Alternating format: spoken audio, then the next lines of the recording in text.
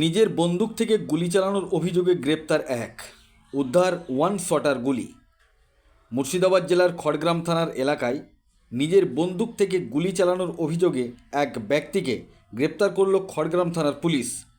ধৃতের নাম সুজিত কুমার মুখার্জি। পুলিশ সূত্রে জানা গেছে, অভিযুক্তকে তেলসুন্দি গ্রামে একটি সেতু নির্মাণের কাজের স্থান থেকে গ্রেপ্তার করা হয়। তার কাছ থেকে একটি ওয়ান শটার বন্দুক এবং 2 রাউন্ড গুলি উদ্ধার করা হয়েছে। অভিযোগ, সুজিত কুমার মুখার্জি নিজের বন্দুক থেকে গুলি চালালে 4 জন ব্যক্তি আহত হন। আহতদের প্রথমে খড়গ্রাম প্রাথমিক স্বাস্থ্যকেন্দ্রে নিয়ে যাওয়া হয়। পরে তাদের শারীরিক অবস্থার অবনতি হলে উন্নত চিকিৎসার জন্য রামপুরহাট মেডিকেল কলেজ হাসপাতালে স্থানান্তরিত করা হয়। ঘটনার তদন্ত নেমে খড়গ্রাম থানার পুলিশ অভিযুক্তকে গ্রেপ্তার করে।